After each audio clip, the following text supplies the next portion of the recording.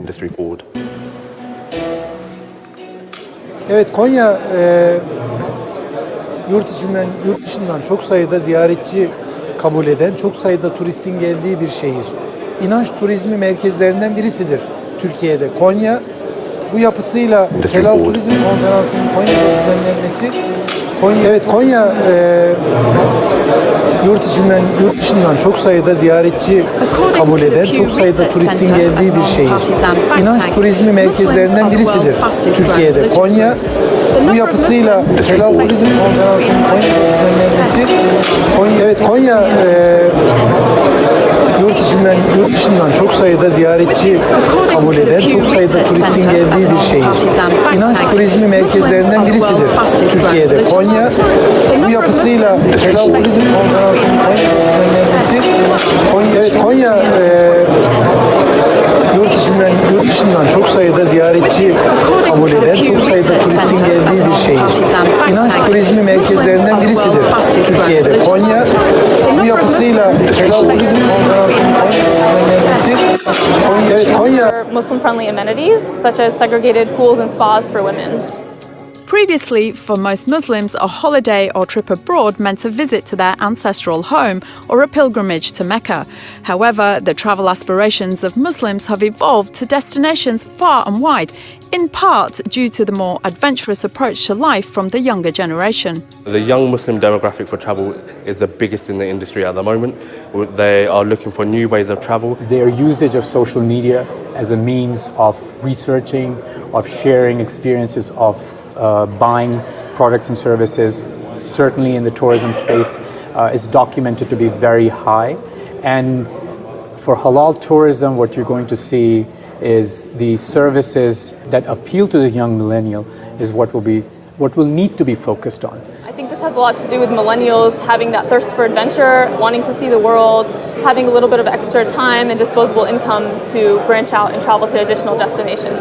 Some of the trends globally that are emerging and becoming more and more popular, for example, are adventure travel, volunteerism, where people actually go and volunteer in the country, socially conscious travel.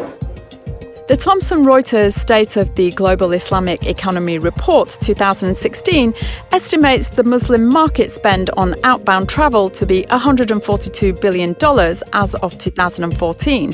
This excludes Hajj and Umrah. That's 11% of global expenditure. This sector has the potential to increase to $233 billion by 2020. That's 13% of global expenditure. The size of the Muslim market is projected to be $233 billion in 2020. And the reason is following current trends in terms of the growth and also taking into consideration growth drivers such as the rise of per capita incomes globally, and specifically in the Muslim market, it's growing at double the rate of the global market. And the Muslim market is a younger demographic, which spurs the growth of the travel market. In recent years, halal hotels have taken off. Realising the success of the Sharia-compliant banking and investment sector, they are modifying their establishments to offer halal products and services, hoping to achieve similar results. We give extended services for the Muslims, right? Extended services such as the halal food and prayer facilities and their ease to clean themselves. And that's all. Those kind of facilities of services will not jeopardize our business. We just started the Philippine Halal Tourism Project just in January, and it's really jump-starting the certification of hotels, resorts, and restaurants all over the Philippines. And just to address the major concern that halal-conscious travelers go hungry in our country when they visit us. It's not going to have like a lot of investment to do that, and the tourists, the non-Muslim tourists as well, is not going to be disturbed by the facilities that we're giving to the Muslim visitors. We're cutting off the alcohols and we're closing our music house, clubhouse, and the revenue is going up 20% per annum. These services also extend to some airlines that are accommodating Muslim tourists. With an ever-expanding variety of in-flight special meals, halal is on the menu too. Some flights offer Islamic programs as a part of the media entertainment offered and the announcement of prayer times. With a boost in halal services and products come positive responses, but also some skepticism. Critics argue that Muslim vacationers are discerning enough to avoid any aspect of a holiday or trip that doesn't fall in line with their religious principles. Halal tourism is created to give people choices. We're not here to say to someone, this is what you have to do. We're not going to countries to say, this is what you have to do. We want to give people opportunities. We want to give people the platform to choose what they want to do to go on holiday. Yes, you can try and find halal food, but isn't it nice to go to a restaurant and see the halal certificate prominently displayed and you don't have to worry, or take a trip with a travel agency that takes care of all your needs. As this travel segment grows, it's drawing attention in terms of its health and development. MasterCard and Crescent Rating, a Singapore-based company focused on halal tourism, inked a deal at the 2014 World Islamic Economic Forum to develop the Global Muslim Travel Index, also known as GMTI. So GMTI helps destinations, travel businesses, investors and travelers to understand how the destinations are catering to the Muslim travelers. It helps a lot the destinations to start improving on how they cater to the Muslim travelers, and they can also benchmark, how they fare against another destination. So then, for the Muslim travelers, it also helps them to make, educated choices. So if they want a destination that they want to be very worry-free, so they can choose a destination which is very high in our ranking. A question arises about whether using halal as a prefix to tourism is necessary, as it falls within the same wider remit of travel and holidays. Is this sector perceived from a religious viewpoint rather than from a business angle? If we take the name out of it, it's family-friendly travel. I think currently we use this term halal tourism because we need a term to sort of put everything together. But at the end of the day, sometimes you feel that it has a religious connotation, but actually this has nothing to do with religion. It's like any other travel market. You need to understand the behavior, the requirements of a certain segment so that you can cater to them. The paradigm of the mindset of the stakeholders in the industry itself, because they have to think this is not really on the political or the religious part. We have to consider it in the industry part. Although it's becoming increasingly popular amongst those who practice Islam, can the Muslim travel market be offered as an attractive proposition to non-Muslims? Does it appear exclusive and perhaps potentially deter non-Muslims from considering this as an option? I wouldn't get too worried about the idea that halal tourism is just exclusively for Muslims, or that it should just be marketed to Muslims. I think that we should think about affinity groups and common ground as well, because actually you've got, of the millennial population, you've got young people who have Muslim friends and non-Muslim friends, and if a group of people are going to go on holiday, then it kind of makes sense that everyone is included. According to the MasterCard Crescent Rating GMTI 2016, Malaysia topped the list for the second year running in the index, while United Arab Emirates, Turkey, Indonesia and Qatar make the top 5. Malaysia provides the services facilities for Muslim travelers, such as prayer facilities, halal food, other criteria such as the reach to the various markets, the ongoing promotion, advertising campaign, and then the visa policy that is friendly to almost all, if not all, of the Muslim countries around the world. And of course, connectivity. We have almost all of the OIC home carriers flying directly into the Kuala Lumpur International Airport. So, combination of all these factors place Malaysia at the top in terms of the most popular destination among Muslim travelers. They understood that this was a strategic market early on, way before anybody else started looking at it. This was an important market. They were educating the whole travel industry about this market. They were not shy in reaching out to the rest of the world, saying that we are Muslim friendly. I think that's why they are still number one in GMTI.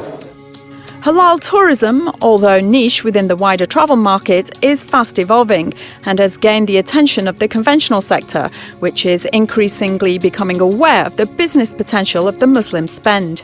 These non-Muslim countries realized that they do not have a lot of products to offer, but they understand the power of halal branding, which is in terms of trillions of dollars.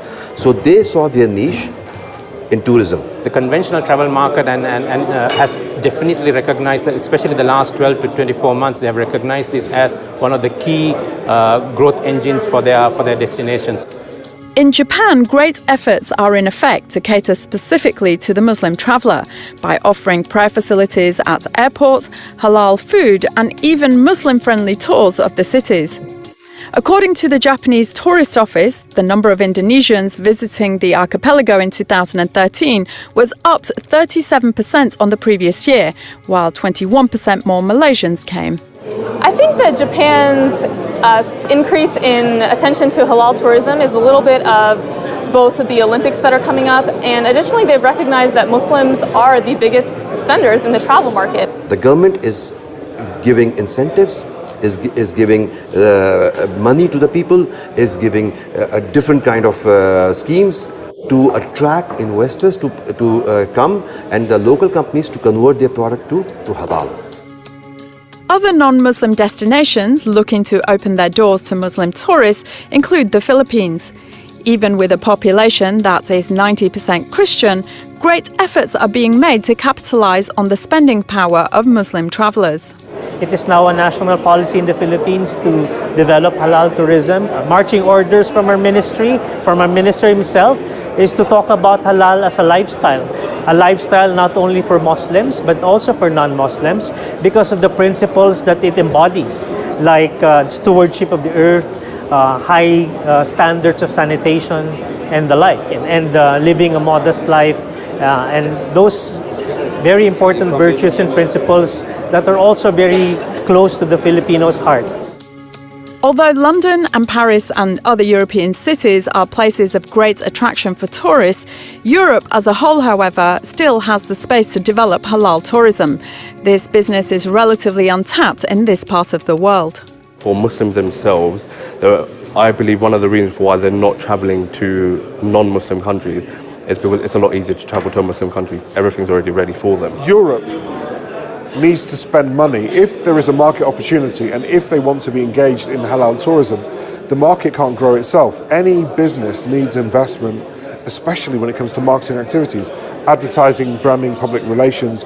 There are scattered examples of industries or travel industry players who are actually accommodating the Muslim market, but it needs to be more government-led or more combined efforts rather than scattered efforts by hotels or travel companies. So Europe can look at a couple of destinations in Asia. One definitely is Singapore. Muslim arrivals are about 20% of the total arrivals to Singapore. So definitely a mature Muslim market, actually, definitely a destination to look at.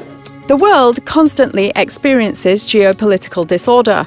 Eyes have been focused on Europe lately, with France, Belgium and Turkey most recently encountering terror attacks. Terrorist attacks can be done anywhere in the world, like Paris, like Brussels, and also, of course, in Istanbul we had bad experiences so far this year. But we try to combat with terrorism, and with the help of our the friends across the world. So that's why we believe that Turkey is a safe country.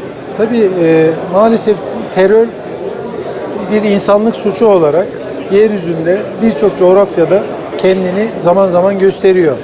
Terörizme karşı bütün insanlığın birleşmesini arzu ederiz. For those in search of religious certainty as well as profit, this can be a challenge as standards vary between countries. Malaysia and Brunei are examples of where state authorities regulate halal certification.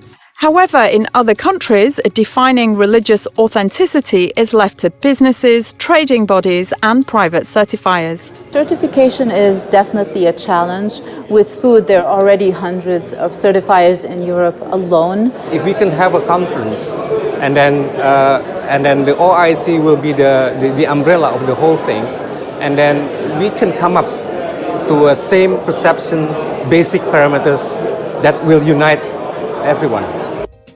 There are 48 Muslim-majority countries around the world, each with different cultures, outlooks and levels of piety. Is it possible to achieve a united standard for halal across such a diverse range of cultures? If you're looking at aspirations, you can't have standardization in the same way because different people's living habits, cultures, aspirations are going to change. And so I would say that actually it's a bit of a red herring or a Trojan horse to want to move towards an industry which is standardized and there are standardized market conditions. So we must be very careful in coming out a universal standard that can, encapsulate the needs of the Muslim travelers.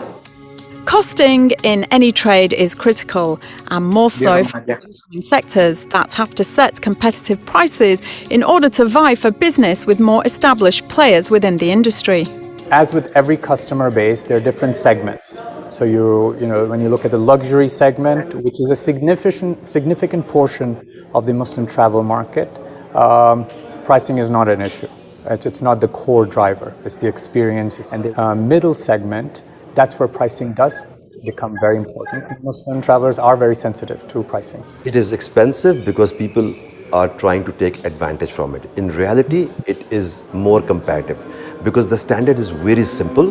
The service providers, if they understand the standards and they get their hotels certified, the problem is where people start implementing without getting certification. Halal tourism should maybe think about what's being said with regards price, not think that they have to deliver the most cheap object or service, but the best value and immersive experience. If that costs more, then it costs more. Explain why it costs more, and if it's as good as they say it is, be confident that people will spend the money on it. As a result of demand, the Muslim travel market is continuing to grow, and there's not only an increased need to provide halal facilities and services, but training too, to enable businesses worldwide to grow this sector. The matter of fact is, we don't have enough experts globally to be able to serve the industry, to offer sufficient training to enough people. So it's something that we have to do more work on. Destinations and companies in these tourist markets, they're just starting to get familiar with this halal tourism. You get this stare of what is halal tourism. As we see, this market is still in its infancy. So training is a very important part of building awareness, of growing the ecosystem. From Muslim nations to non-Muslim nations, there is the desire to develop halal tourism, as it offers much in the way of increasing trade and ultimately profit. Equally, Muslim travellers are expecting to be catered to. There is an increased assertiveness by this consumer base to proactively asking for things, and hence for multinational, this is a differentiated point. What has to improve is the information gathered through databases. So if you've got a portal, if you've got an app that's collecting the customer's journey or the data, that data needs to be funneled in and then fed back to tourism providers, hotels, so that they can provide a better service. Creating bilateral agreements with either governments or private sector is crucial to the success of developing halal tourism. By introducing that this is the products that is not only for Muslim, but also for everybody, because it's a family friendly. Although development is in discussion, there do lay some challenges ahead regarding authenticity. I have seen some business entity that claim or call themselves as Sharia compliant or halal tourism. You must be very, very careful when you identify yourself in this way, Sharia compliant or halal tourism. What does it mean? It does not only mean no alcohol or the server, if it's women, wearing the hijab. It's beyond that. How do you do your day-to-day operation? Is it along the Muslim fundamentals, the positive values of the religion, and your source of income before you start your business? Currently, halal tourism sits within the wider travel sector but has not been adopted by all. Moving forward, will it continue to sit alongside conventional tourism or become assimilated into the broader market? Halal tourism is already integrating itself within the wider tourism industry. Because non-Muslim destinations or even companies are looking to tap into the industry because they see the value of the Muslim travelers, and they obviously see the expenditure of the Muslim travelers. I would say eventually the name halal will disappear and it will be called something else. I think the way forward for the halal tourism industry is to recognize that although we are Muslim, we are still travelers. We still want to have a good time. We want to have good, clean fun. With the current industry understanding, how is business expected to unfold for halal tourism? I think that the market will grow and the list of things that people want will also grow, and it will go beyond food and prayer mats and segregation to entertainment, to adventure tours, to all sorts of things. It depends on the economy. When Islamic world's economy grow, of course halal tourism will be higher and higher. Whether it's a Muslim country or a non-Muslim country, because we need to work together to be able to create a bigger platform for companies who are still struggling, who are wanting to tap into the industry, to give them that position to move forward. The Halal Tourism Conference 2016 highlighted that regardless of the challenges this sector faces, the demand is currently fueling the supply and propelling halal tourism in front of the conventional market as a viable business opportunity.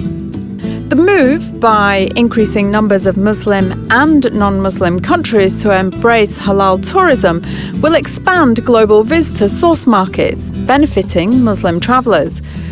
Representing 10% of the entire travel economy, the Muslim travel market is one of the fastest growing tourism sectors in the world.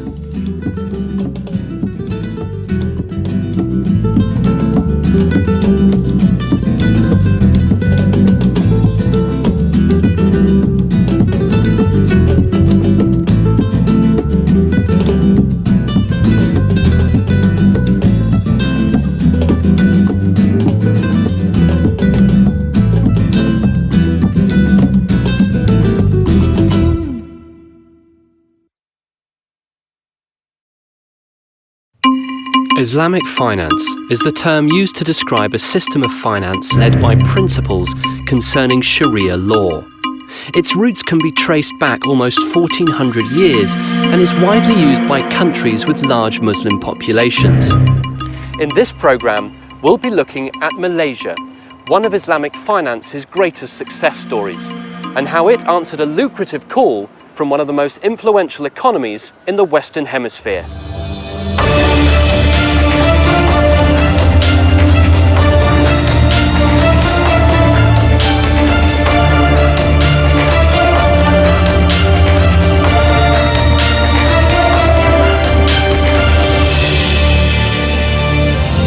Malaysia is currently the global leader of Islamic finance, and the country's economy has been booming. In 1980, Malaysia's GDP was near $25 billion. By 2014, that figure stood at just over $338 billion, a substantial increase. Situated on the southern end of a peninsula in the South China Sea, Malaysia is one of the fastest growing emerging economies in the world, having successfully capitalized on an emerging markets boom that happened shortly after the 2008 financial crisis. Now, it's looking to expand. The mood amongst many Islamic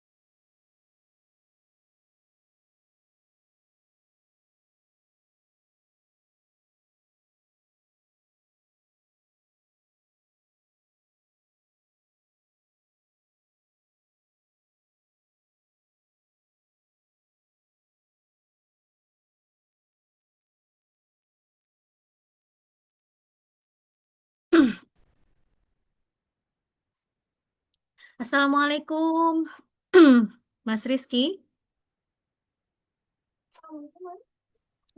Yeah, Bu. Is Yes, the ma'am. participant already watched the movie or not? Not yet. Yeah. Uh,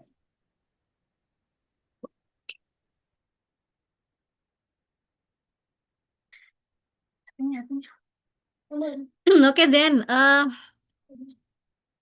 Assalamualaikum. Hello everyone. How are you? Good.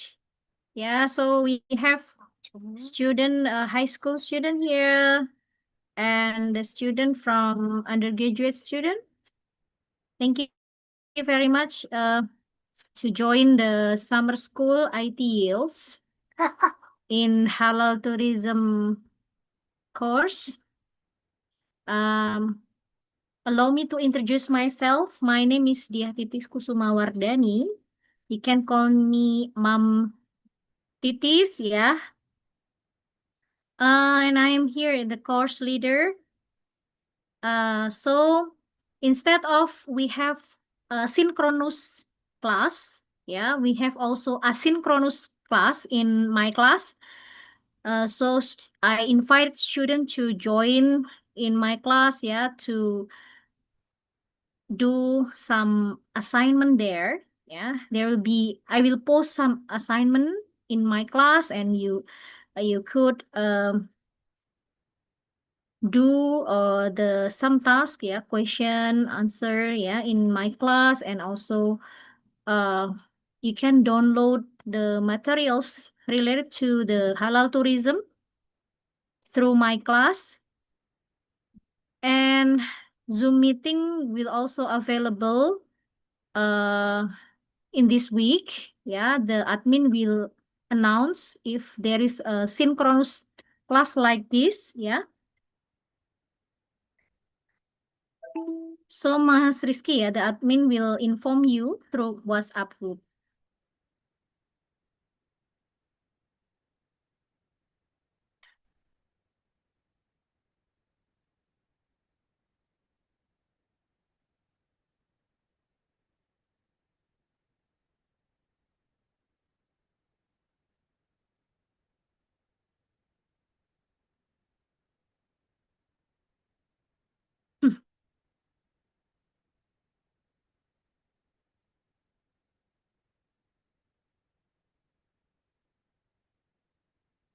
So, first of all,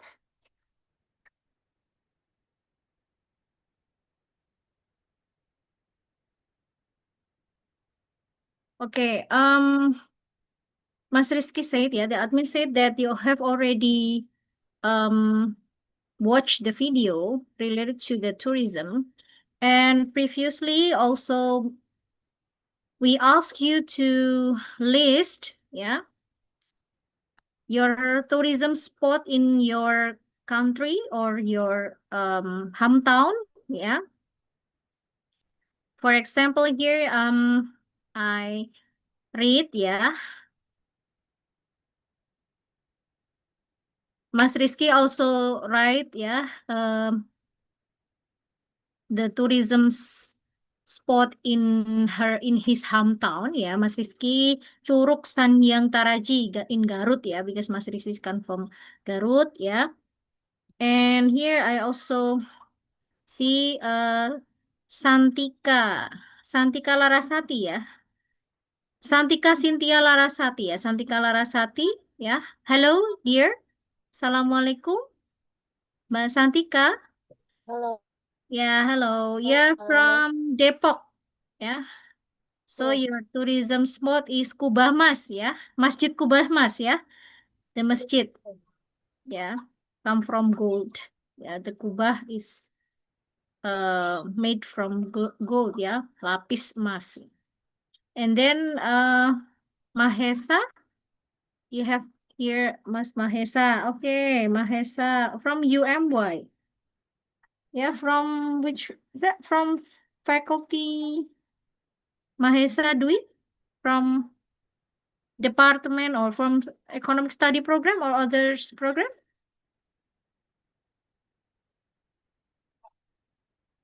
Hello, Mahesa?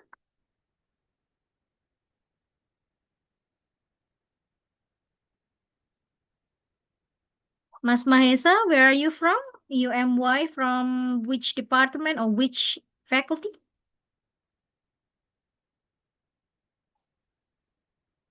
Oh, maybe Mahesa is still um, connected, yeah, connected. Okay. Khairiyah, there is also student from USIM. Are you here? Oh no, Mas Khairiyah is not here. Mas Khairiyah is from USIM, yeah. The one of the tourism spot in his country is KLCC. KLCC. Okay.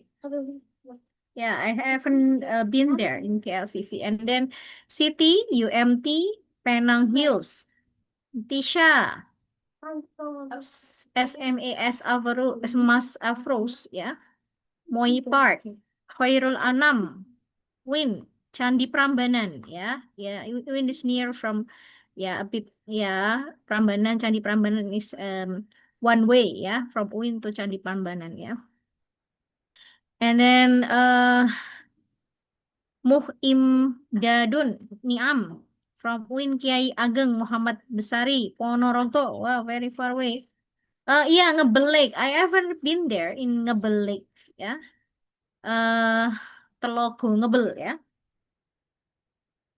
And then Dwi Budi AC, SMAN for Singaraja, Lovina Beach.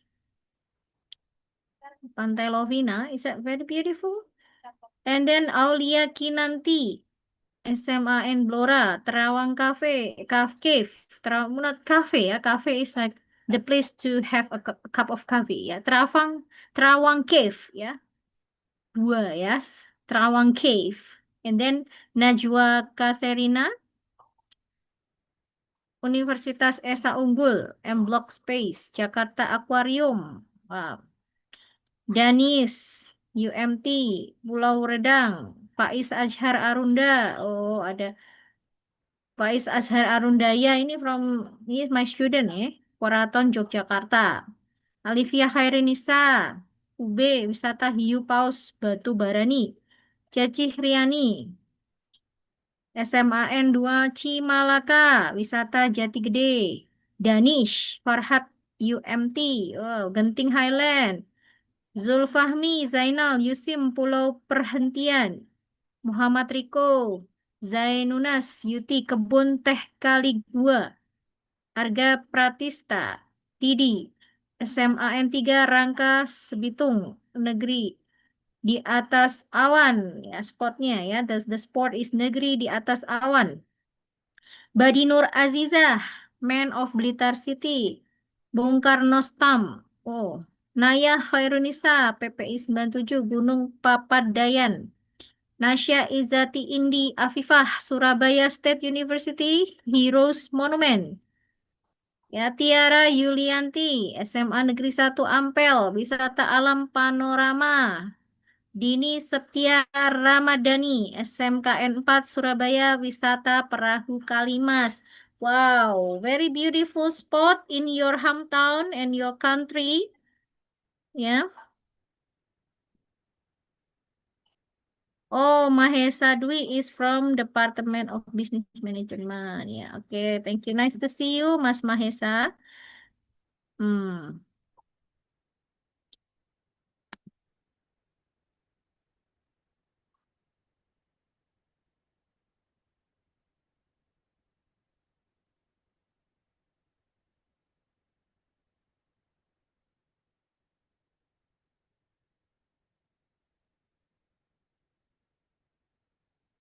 Oh, wait for a moment, ya.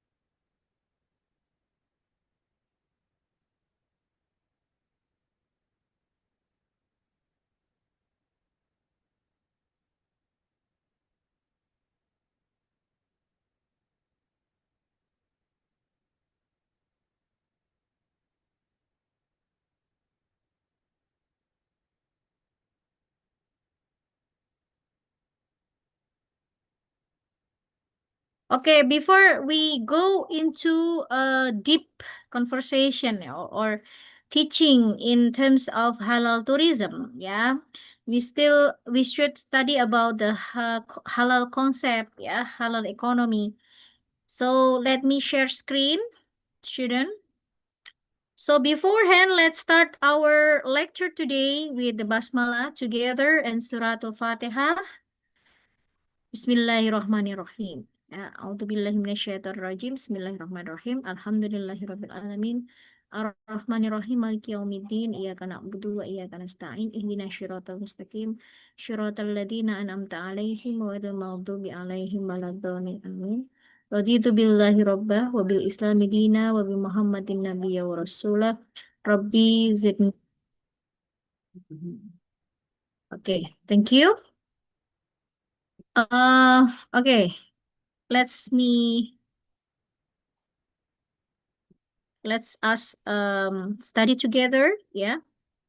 Allow me to share my screen.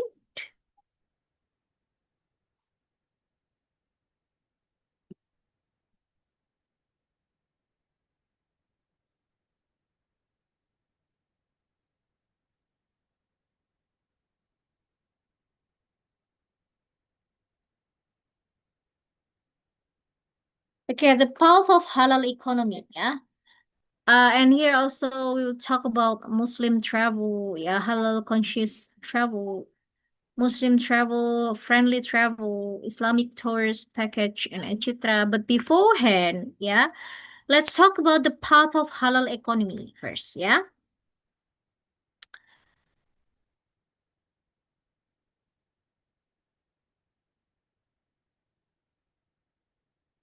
Okay, what is halal in economics perspective? Yeah. So halal concept, yeah, restriction or marketing, yeah. Halal is close to Islamic law, yeah. Halal is a potential markets economics. So here we also combine, yeah, in Islam, halal is a concept, yeah. The question is the halal concept is a restriction or marketing? It could be both, yeah.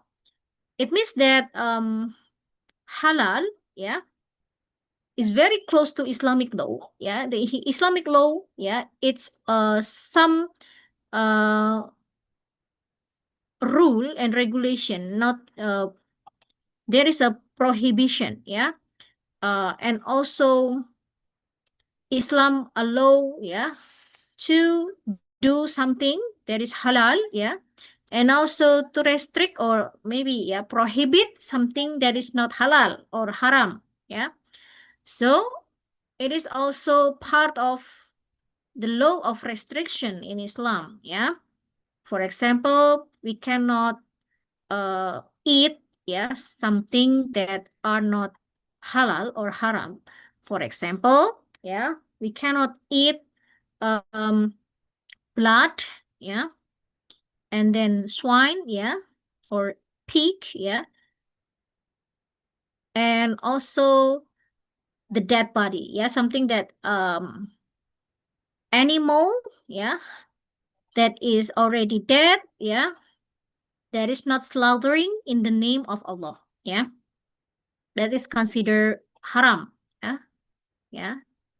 Diharamkan bagimu makan darah, bangkai, dan daging babi. Yeah, that is the prohibition, and it's in the Al-Quran. Yeah, Allah said that you cannot eat them.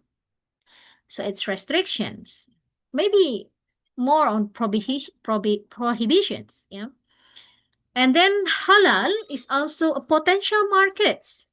In economic perspective, halal become very potential. Halal is have an economic value, okay?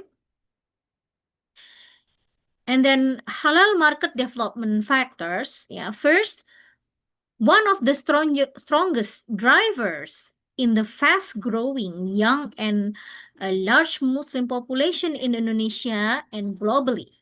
Yeah. So here halal become the factors, yeah, the strongest drivers, the fast-growing of young and large Muslim population in Indonesia and also globally. So this is the driver of halal market, yeah, because there is the halal factor itself become the strongest drivers. According to the Pew Research Center Forum on Religion and Public Life, the global Muslim population is expected to increase, yeah, from 1.7 billion in 2014 to 2.2 billion in 2013. It's like forecasting, yeah. And its sheer demographic size has created universal appeal for the development of halal ecosystem. Yeah, and then another factors or development factor of halal market is the second is the Islamic economy is growing at the faster rate than the global economy based on the latest IMF growth projection. Yeah, 57 countries which are mostly Muslim members of the OIC, yeah, organizations of Islamic cooperations are estimated to have projected average growth of 4.19%, yeah, compared to the rest of the world GDP growth between 2015 to 2021. Yeah, this creates a huge market for upgrading the halal ecosystem. Third, the recent trend of motivating Muslim consumers to apply Islamic teaching in their lives is increasingly driving lifestyle and business practice. Fourth, the market value of global halal product continues to grow in line with the increase in the world Muslim population. So we can summarize, yeah, what actually the key development factor of halal market? Yeah, the first, yeah, because halal is the strongest driver, yeah, the fast growing, yeah, it's very in line with the taste of the young and also large Muslim population in Indonesia and also in the world globally, yeah. And this created universal appeal for the development of halal ecosystem.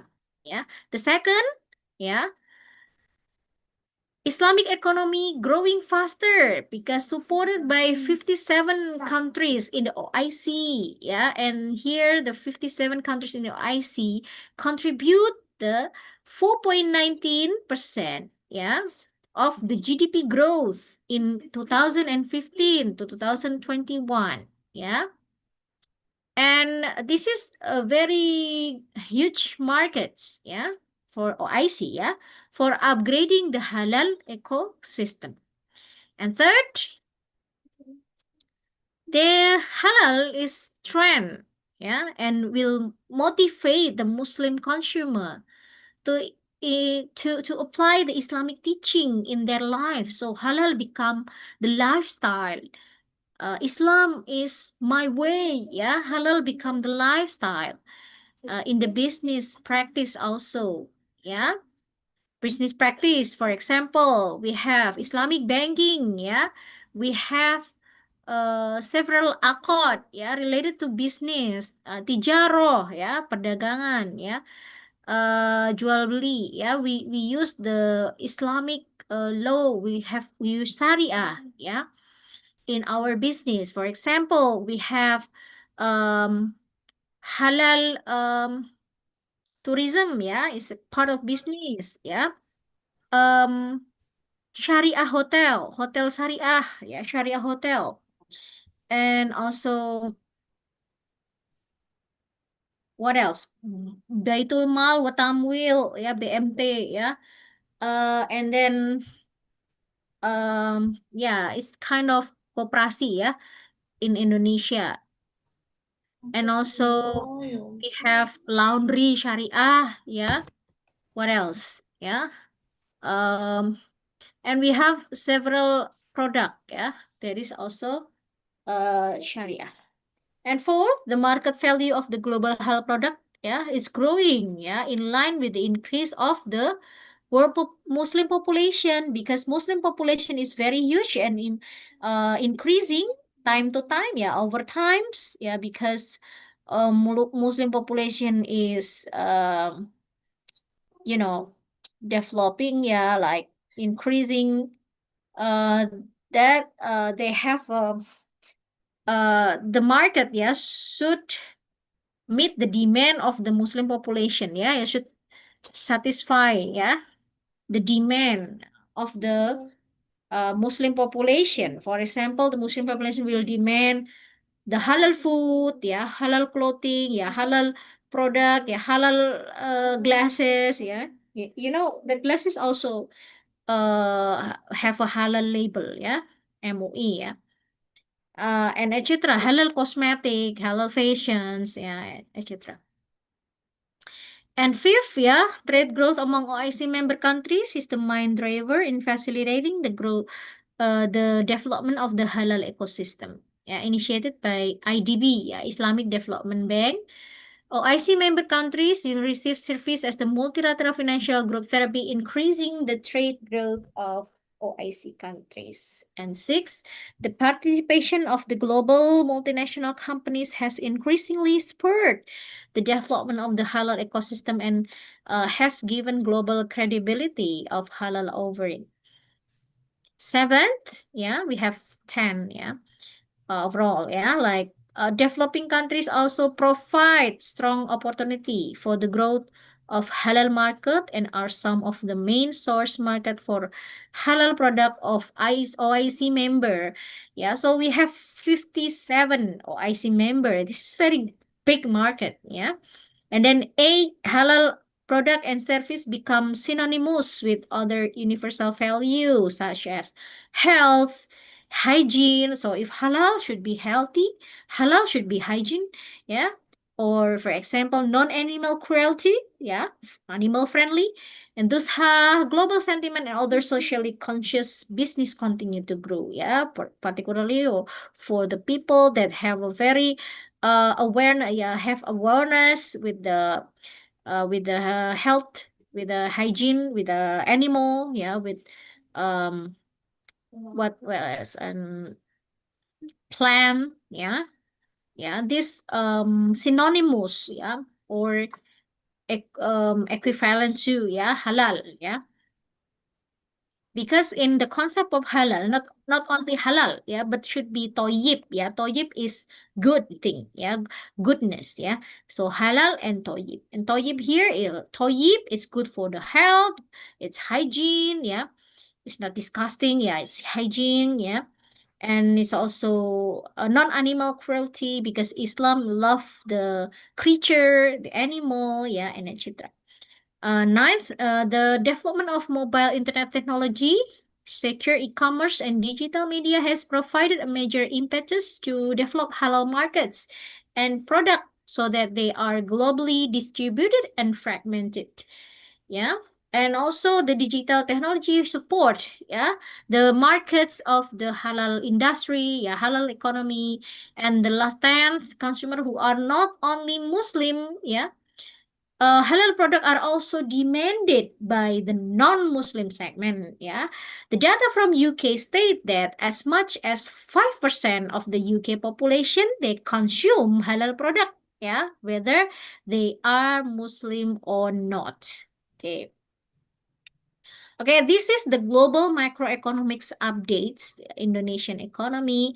Here in 2000 and quarter one 2024, yeah, this is the recent data. The economic growth of Indonesia is growing until 5.11%. Yeah, with the headline inflation is 3%. Currency exchange rate is minus 5.14, yeah, 5.14%. Yeah, it means that one IDR is equal to 6,276 USD. Yeah, in this year. Yeah, maybe several weeks ago, a month ago, the dollar until 17,000 rupiah per dollar, US. And then what about the Bank Indonesia rate? The rate, the interest rate in from Indonesian bank is 6.25%. And then we have here the trade surplus. It means the export is more than import. So the export is more than import. It means that there is a trade surplus.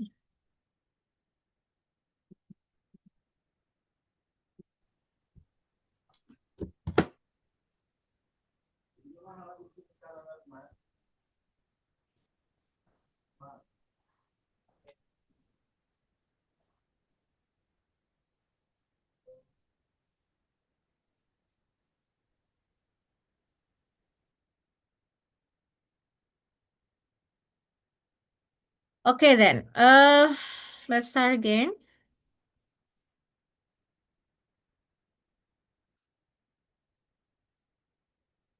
The Global Macroeconomics Updates Indonesian Economy 2024.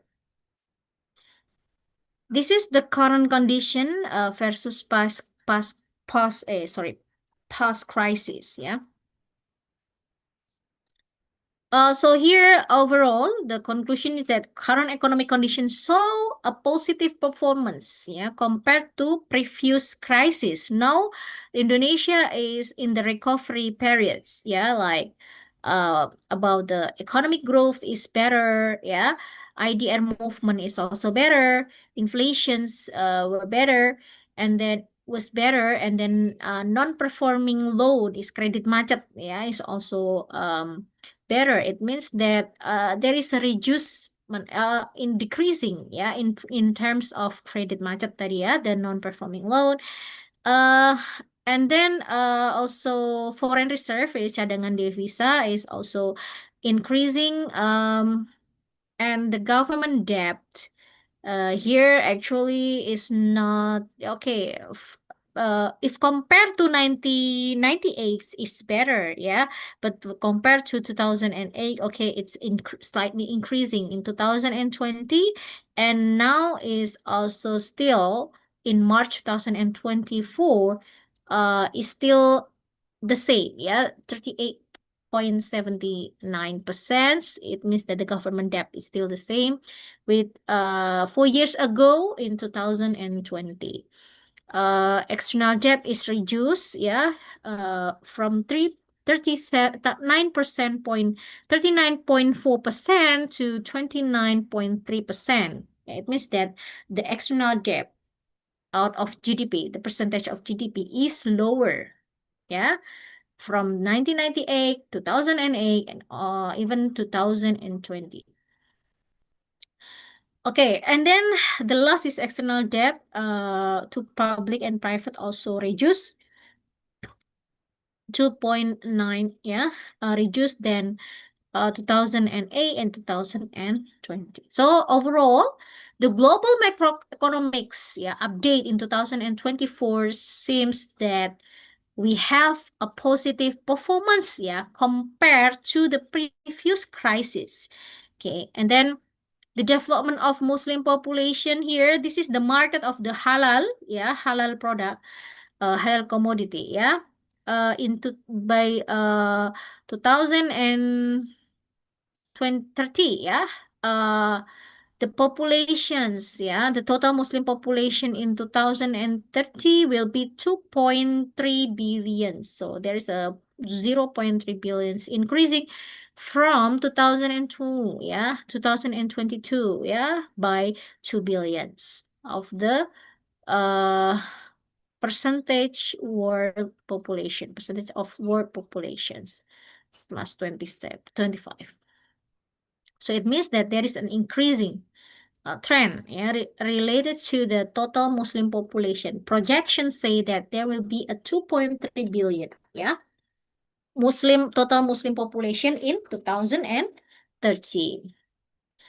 And here, based on the pie chart, yeah, it seems that the Asia, yeah, population in Muslim in Asia is the highest at about 67%, yeah, compared to the others region like Sub-Saharan Africa, no, Africa, Europe, and others, yeah. Okay, here the total population of the Muslim countries live in 200 countries in the world, around the world. In also in 48 countries Muslim population, there will be a 50%, yeah, that become the market of the halal product. Into 28 country Muslim populations between 10 until 50. So it's a quite big market. And here, from the total Muslim populations, female consists of 49.2%, and males will be 50.8%. Still, the higher, yeah, the males will the higher than the males in terms of the number, the percentage population. Yeah. And here also, in terms of generation, yeah, categories, yeah, like Gen Alpha is 21.5%, yeah, Gen Z is 27.2%, yeah, and the millennials is 22.9% out of 1.46, yeah, billion. Okay, growing market force. Many are consciously seeking out product with an Islamic brand, with the Muslim youth now accounting for 11% of the world populations and representing just under half of the total global Muslim population. Demand for stylish halal brand is expected to increase significantly. Yeah, these young consumers are the future of the Muslim consumption and fast become a new outlet for future growth. Okay, after that, we can move on the financial outlook in 2025. There is an issue, the fundamental issue of halal industry. Yeah. So here is the development, yeah, of the halal halal industry. Here we have the travel, fashions, yeah, medicine or pharmacies, yeah. This one, the contribution of halal, the core of the core of industrial halal industry, the core of the halal industry, against to the gross domestic product, national gross domestic product, yeah. 25.39%, yeah, yeah, quite big, yeah, 25%, yeah. This is the contribution of the core of the halal industry, yeah, the core of halal industry. There are five, yeah, like travel, yeah, and then halal fashions, pharmacies, yeah, halal to travel tourism, the same, yeah, and then halal food, yeah, and halal, yeah, halal food, fashions, travel, pharmacies, and cosmetics, yeah. This contributes about 25.39%, yeah, in 2022, yeah. And this is the targets, yeah, export target for halal product or in the world, yeah, around the world, in billion, yeah, billion US dollar, 1,326.84 billion, and the trend is increasing, yeah, from 139.03 to 1,000 to 1,326. Wow, it's very exponential increasing. Yeah, very dramatic. Yeah, the increasing, and then also the Muslim of foreign Muslim tourist target, yeah, is 13 million, yeah, foreign tourists per year, yeah. And what is the fundamental issue actually, yeah, in Islamic finance outlook is the halal raw materials, yeah. The halal materials is come from the local industry, yeah. For instance, the food and beverages, pharmacies, and also cosmetics. Yeah, this raw material is come from the local industry. So the provisions of the materials, raw materials, this become the fundamental issue. If it's abundance, resources is abundance, then this will support to the industry of the food and beverages, pharmacies, and also cosmetics. Yeah, because the raw materials should be something that not only halal but also toyib it in terms of the it's pro healthy, pro health, pro safety, pro the quality also, yeah, the quality of the raw materials also become an issue, yeah, be concerned about it. And then the supply chains, supply chain value, the value of chains, supply chains in halal industry, the integration of the value chain, yeah, from stream, yeah, dari hulu ke hilir, ya, from something that raw material into the final product, ya. Okay, and then also the value added, yeah, innovations. For example, the issue is that we should become the monopoly, for example, yeah, become the industry that could support from the raw materials until the final good, that is called hilirisasi, yeah, the innovation, and we should also put the focus on competitiveness, yeah, we should also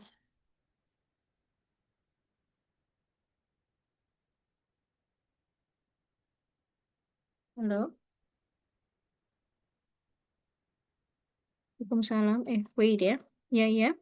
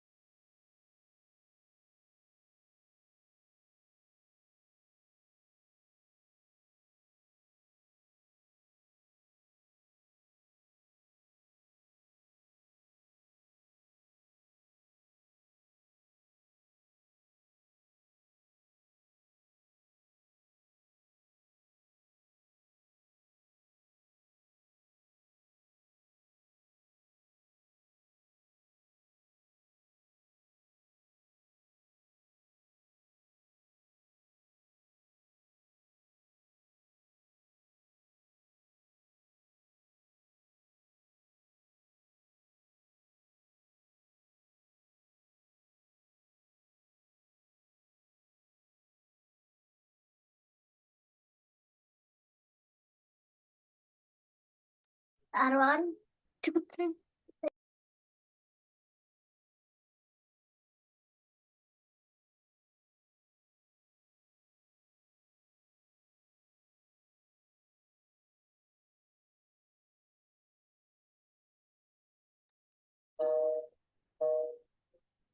Okay, let's continue. I will continue as faster as I can. Yeah. So, okay. And then after the fundamental issue, we have here like the global Islamic economy. Yeah. Previously, the vice president, yeah, Gibran also talk about this. Yeah, the global SGIA. Yeah. SGIE, yeah. So SGIE is consists of Islamic finance, halal food, halal travel, modest fashions, halal media and recreation, halal pharmacy, halal cosmetic, and all of these Islamic economy, yeah, consists of several sectors, contributes a very significant economics value, yeah, like in Islamic finance, for example, 3.8 something, yeah, billion dollars.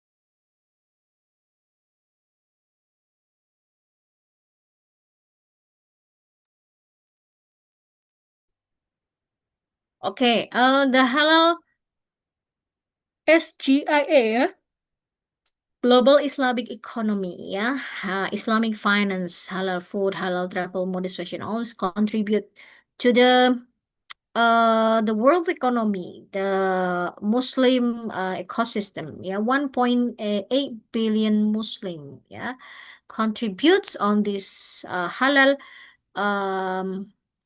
ecosystem, yeah, that call global Islamic economy, 24% of the global populations. Okay, here our in all that halal production are on the rise, yeah, increasing. The halal marketplace is emerging. Emerging, it means that increasing, yeah, developing, yeah, as one of the most profitable and influential market arenas in the world food business today. Halal food, yeah. First we talk about halal food, yeah, before go to halal tourism, and halal food and halal tourism also something that very incorporated, yeah, cannot be separated, yeah. If we go somewhere to enjoy the tourism, we should also, or we yeah, of course, yeah, we will enjoy the culinary, yeah, the food, yeah, cannot deny that, yeah. Halal food represent close to 20% of the entire global food industry, with expected increases in the both populations and income of the halal consumer, and coupled with the expected increase in the demand for food by more than 70% by 2050. This is projection, yeah, forecasting. The future demand for halal food is strong, yeah.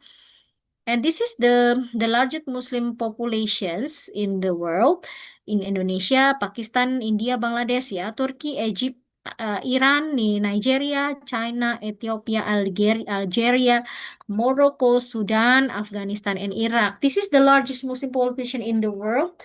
Consists of this country, yeah, because China is a big country, yeah, have a big population.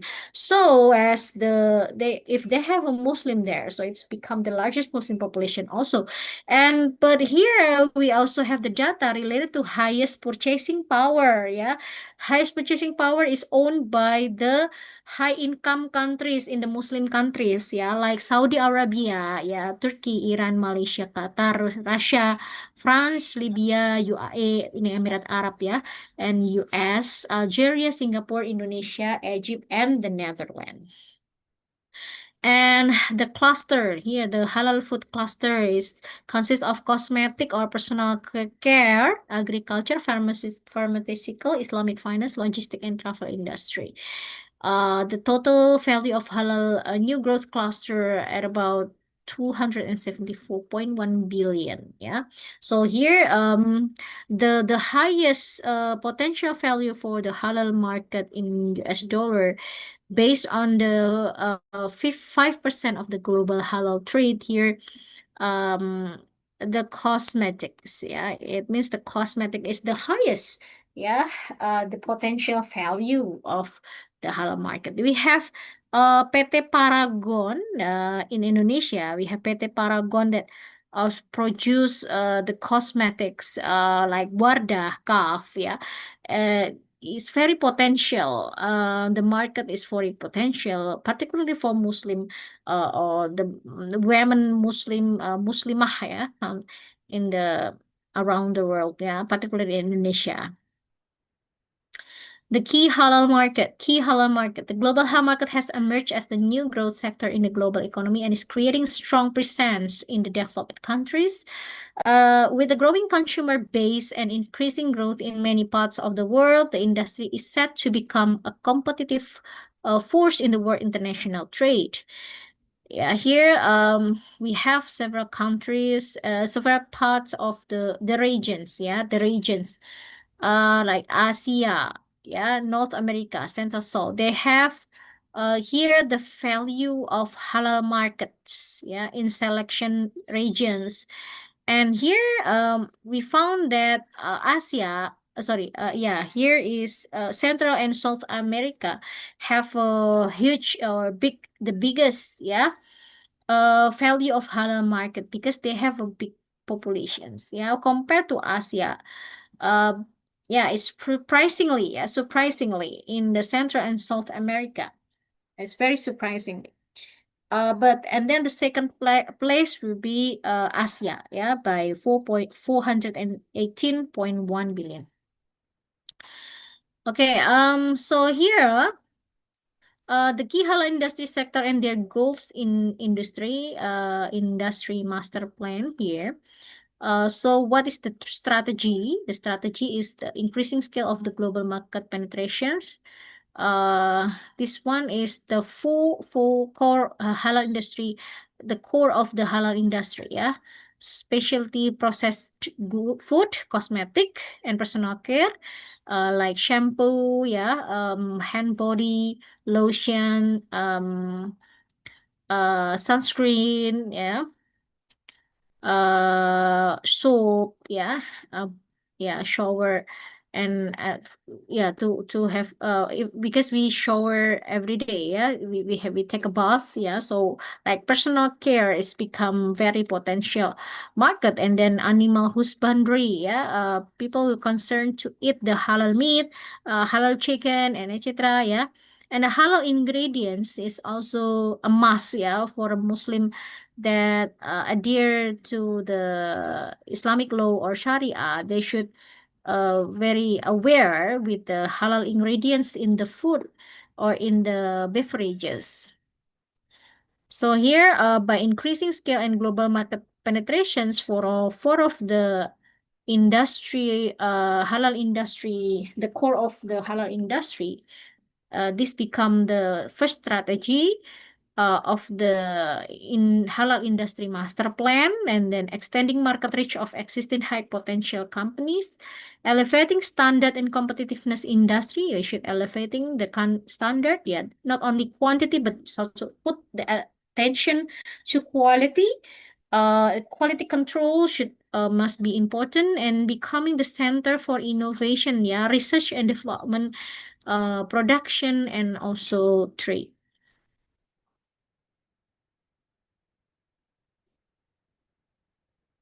Okay, here there are some factors as a key factor to drive the economic growth in terms of halal, halal product, how halal ecosystem. The same factor, the several factors are global halal standard, So although halal certification is considered a key enabler for the successful development of the global halal industry, the industry is still plagued by the issue of differing certification standard. So the certification standard is sometimes is different across countries. So we need the global halal standard. And that new Muslim consumer, the Muslim world is experiencing a significant yield bulge where the 60% of the population of Muslim majority countries is under 30 years old. These young generations of Muslim are agent of change, for halal industry.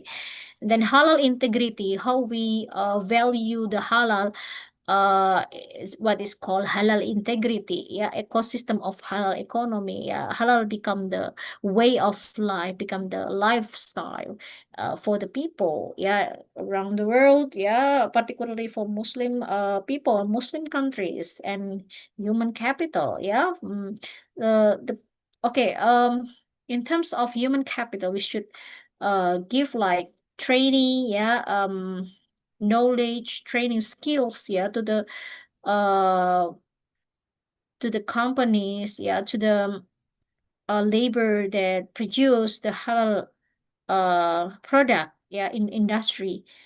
This is also related to human capital, on how the labor to become from lower skill labor to become high skilled labor, and could produce the halal product in the good quality, and we have good quality control. Okay, this is the halal tourism concept. Halal tourism is tourism trip that is guided by Sharia principle by trying to avoid contamination that is forbidden, and orients the intention of trip. We have what like tadabur, we tadabur the universe as a creation of Allah, So this is the concept of tourism in Islam. We like make like we treat or tadabur, it's like how we doing zikrullah,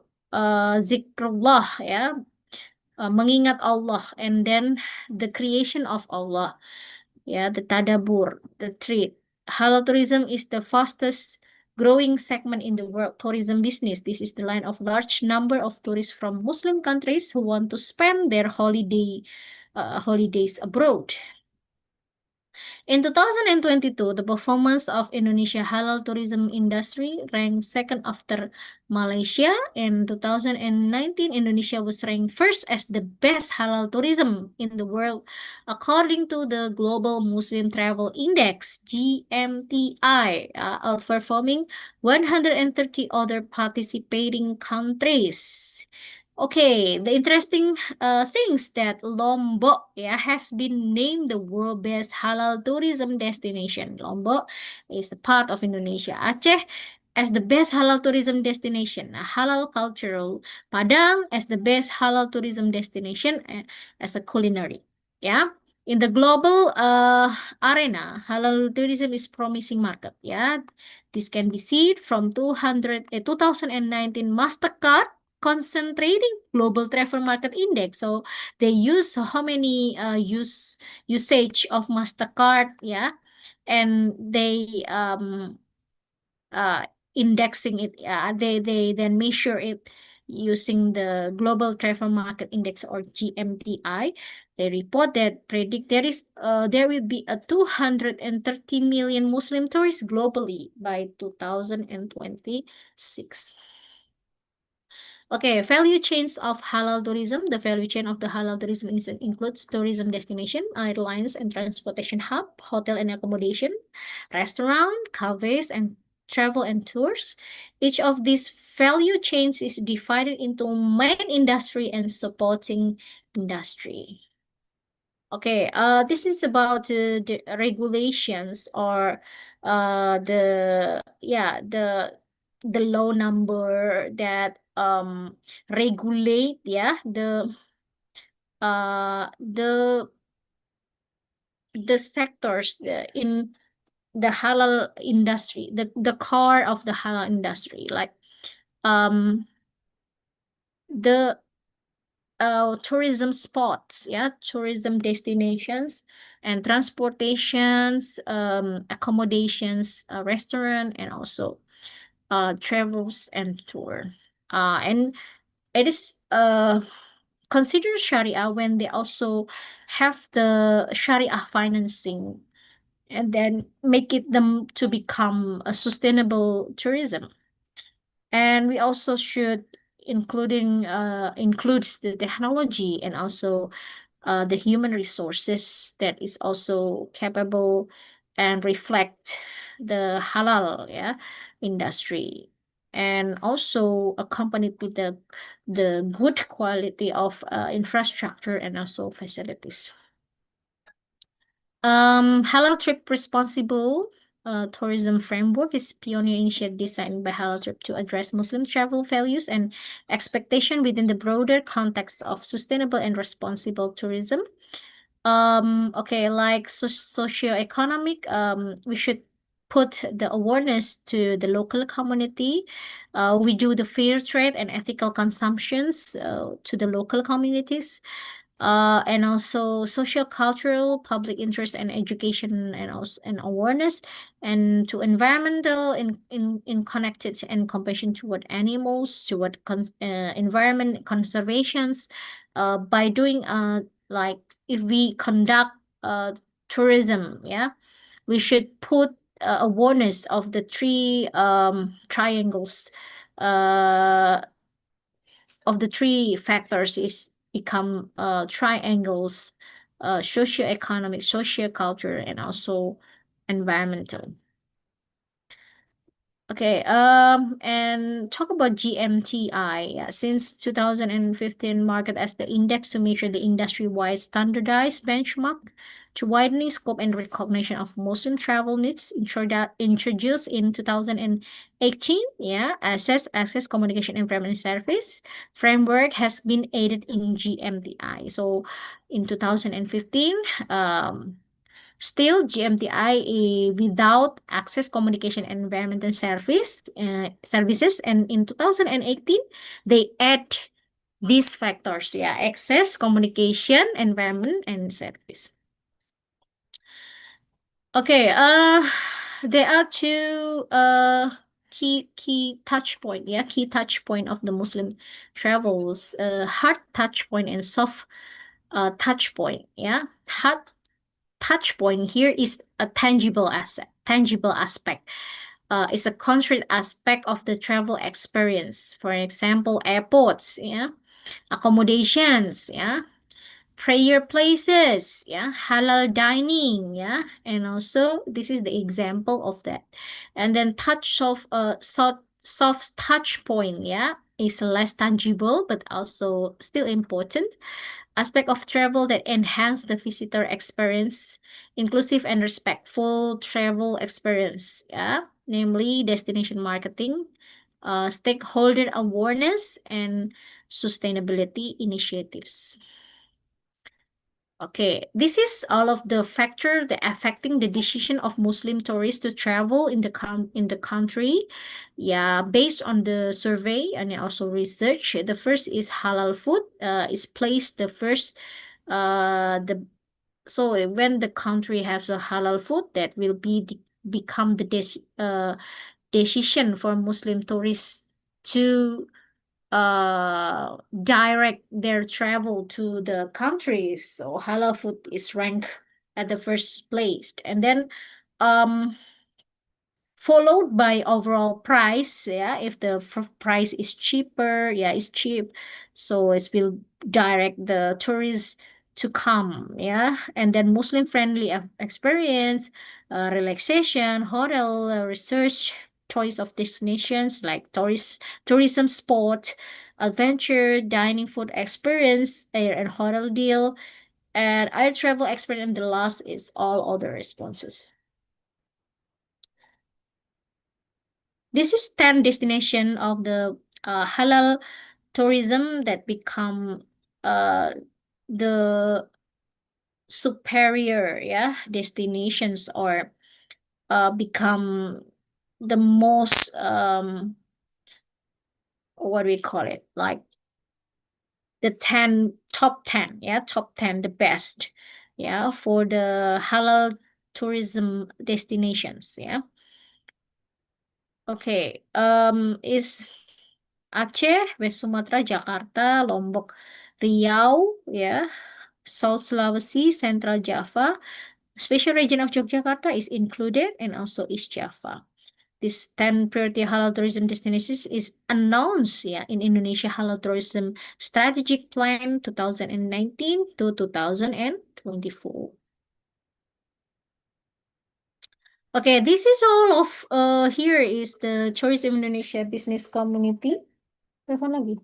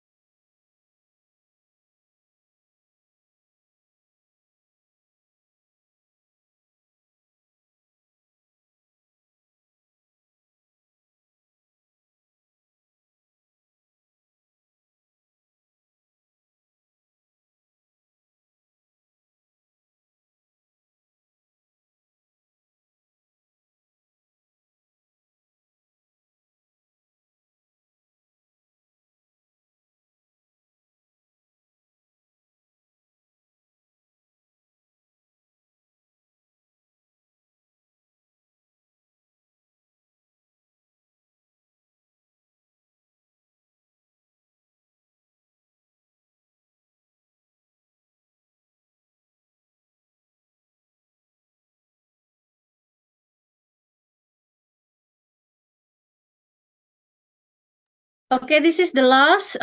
So this one, this is the the companies that included in the halal ecosystem. From consists of regulator influencer, standardization, certification, education, research, service, investment, finance. All of this is have a collaborations and become the ecosystem of the halal industry. Kak.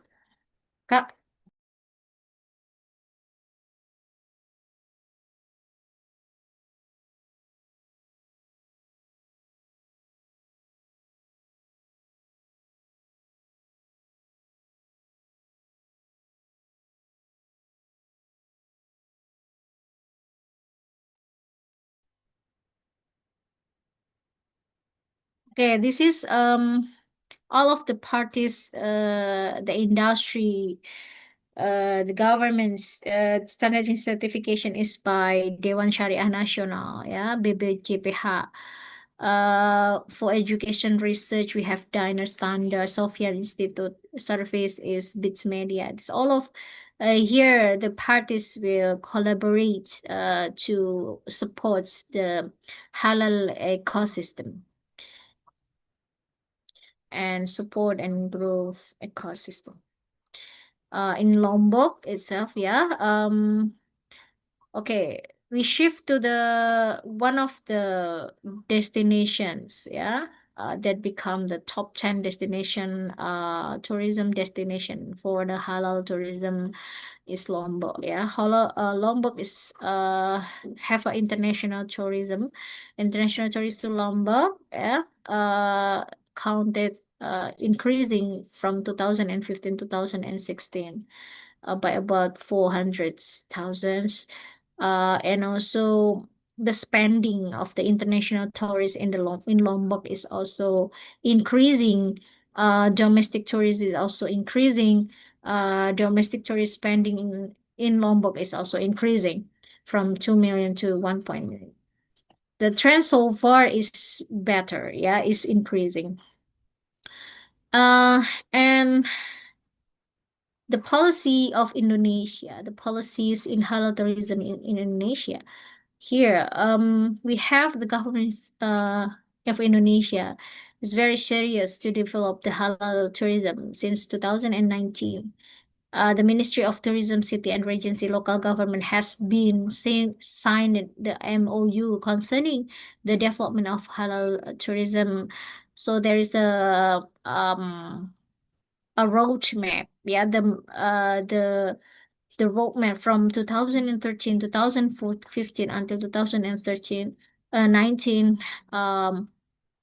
There is a MOU signed. Yeah, in terms of some top 10. Yeah. The tourist destination like in Aceh, yeah, West Nusa Tenggara, governor regulations, real governor regulations. And this MOU signations is as a signal that all of the parties or the government were very concerned in terms of development of halal tourism.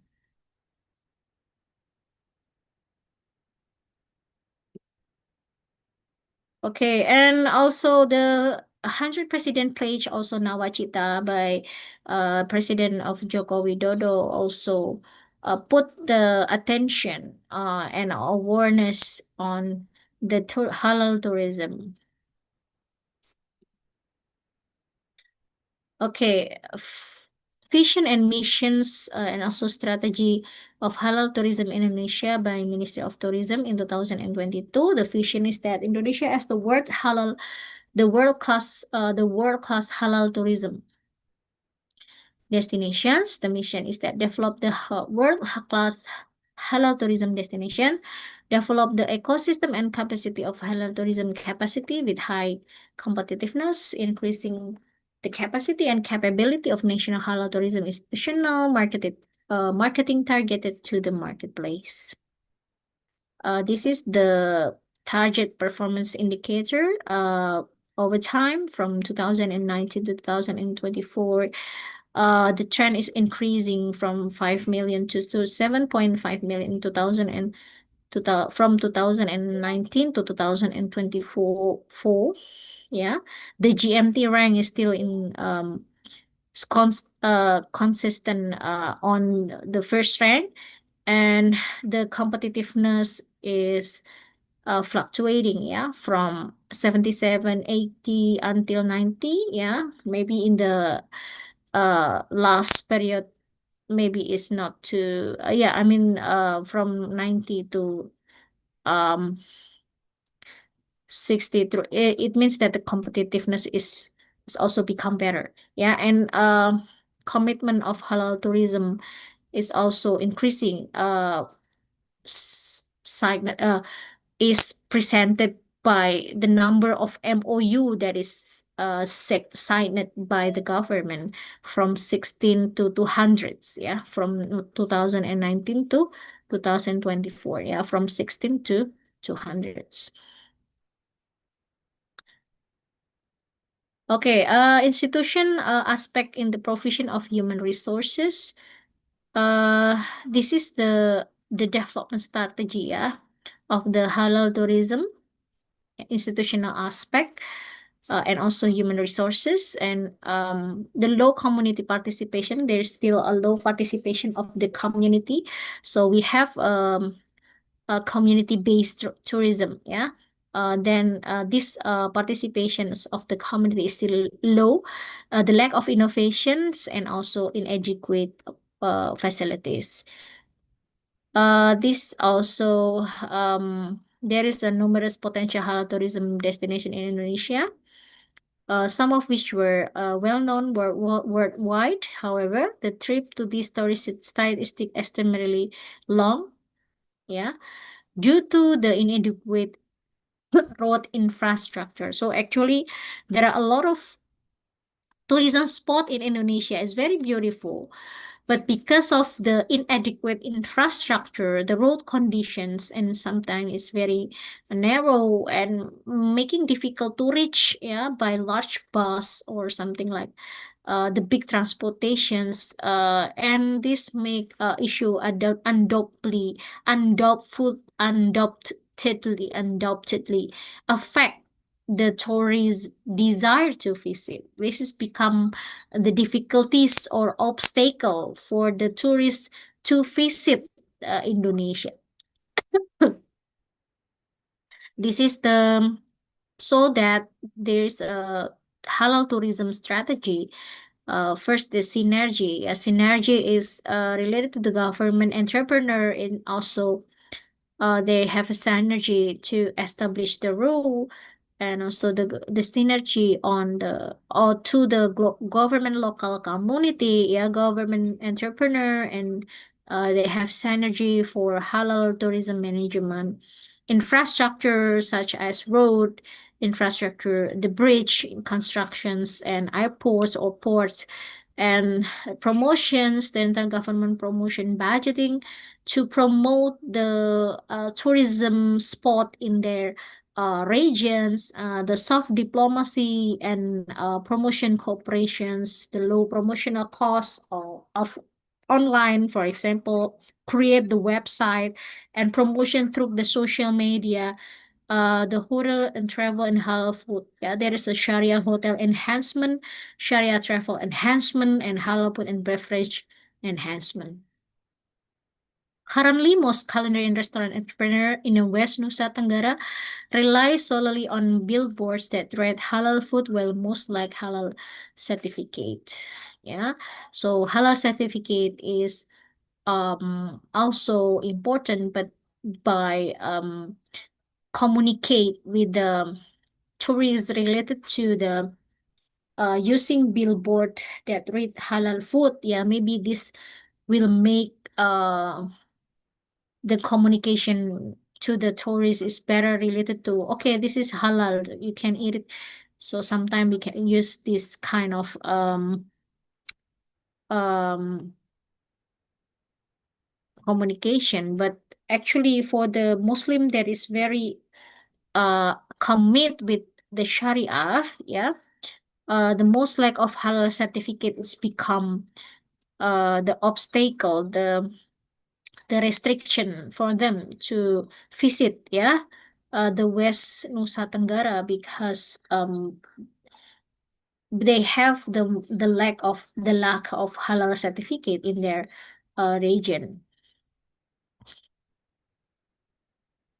This is the opportunity, yeah, based on the Ministry of Tourism, social media for marketing, yeah, potential for economic growth, and also innovative tourism sector. And this is also some recommendation, yeah. We have a cooperation with OIC, yeah, or Organization in Intra Islamic Cooperations, yeah, the nation and the OIC cooperation level, which we can harmonize the policy and also guidelines, sharing the expertise and experience, organizing Islamic tourism event, yeah, utilizing the media, and we can design the long strategies and master plan. At the industrial level, we can have like ensuring halal through the halal certification, yeah, training the staff, facilitating the access of the halal industry, halal product, paying attention to diversity in the world. We have diversity, how the halal ecosystem is paying attention to diversity, proper accommodation management, information about halal food, offering gender-specific facilities, and appropriate dress code for the staff. Okay, this is the last that we have ongoing challenges of the halal industry and halal tourism is the lack of unified and global standard of certifications. There is a financial constraint, yeah, gender-related issue, for example, the female employment in the tourism sector, and the difference in the influence of Islamic values and beliefs. Okay, I think that's all for today. It's very long material. It's very maybe very heavy, yeah, but at least we know first of all, yeah, like what the path of the halal economics, yeah. What is the potentials and also opportunities, yeah, of the halal tourism until the challenges, ongoing challenges that might faced by Indonesia, particularly Indonesia and ASEAN, yeah, or Malaysia, yeah, related to the halal industry and halal tourism, yeah, specifically. Okay, thank you very much, yeah. I will end up this class and please don't forget to checklist your attendance in the link that you already attend the sessions, and you should checklist your attendance in the link. Thank you very much, and let's close this class or end up this class with hamdalah alhamdulillahi rabbil alamin dan subhanakallahumma wa bihamdika asyhadu an la ilaha illa anta astaghfiruka wa atubu ilaik. Okay, wassalamualaikum warahmatullahi wabarakatuh. Waalaikumsalam. Thank you. Waalaikumsalam. Thank you, madam. Thank you. Thank you, madam. Thank you.